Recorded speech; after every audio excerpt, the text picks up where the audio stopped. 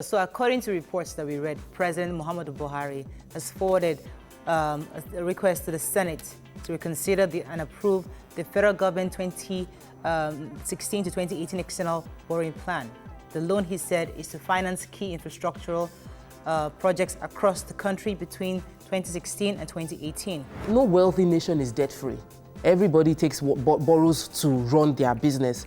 What most Nigerians are concerned about is that when this money gets disbursed, does it get down to who it's meant to get to? Does it do what it's meant to do? So my thought would be that before we present the remaining, we should see what has been done with what has been approved before. This 2020 budget has a provision for 2 trillion for debt servicing. That's the allocation for debt servicing in this budget. And the entire capital budget for this is 2.9. So we're using over 70% to service debt already. If we are bringing that amount and we'll still have to service that debt till we finish paying, I think when we have to service already with 70%, how many percent we could take grow the country? We should rethink this thing. They were very specific that this approximately 30 billion is for certain projects. So why are we still worrying about it being used for recurrent? Okay, so the thing for me, first of all, is we have a rising debt profile, which everybody is worried about.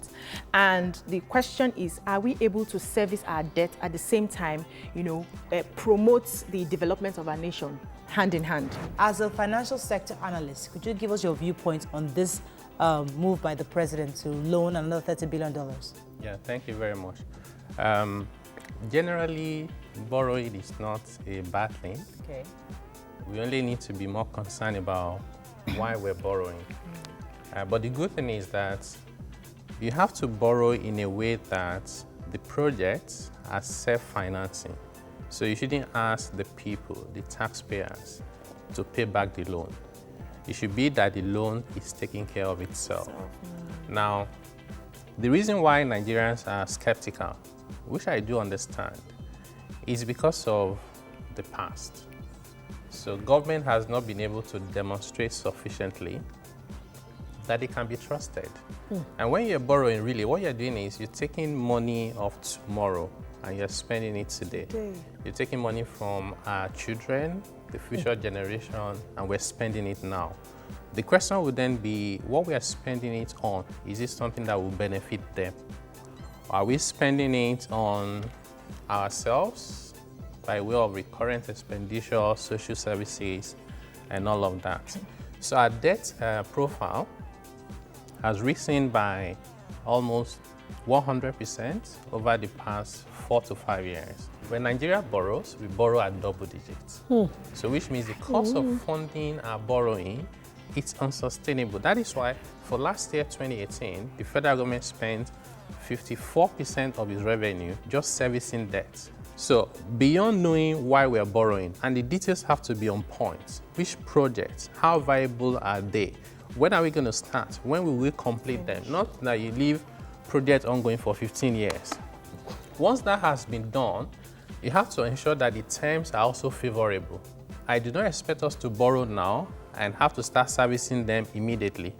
Because if we are planning to do a project that will last 10 years, we should have a moratorium, i.e., the tenor of the loan and the term says you don't have to pay anything until 10 years. Which means when the project starts providing returns, we use that returns to pay back. What would the government do that will give the right body language to attract the right investments into the country? Yeah, so a number of very important points. One is you need what you call goal alignment. So you need to align the goals of different arms and agencies of government so that when you speak, the direction is clear. Then you need policy coordination. So you have to also coordinate what you're doing. And most importantly, you need a framework that will make it sustainable. Currently, we have over $17 trillion of investable funds around the world, attracting either 0% return or negative returns. So which means if you create the right environment, those money will flow into Nigeria. So let them use those private sector money to fund capital projects that are viable, so that the little money that government has will then go into social infrastructure, human capital development. That is the model that I think will work for Nigeria. Yes.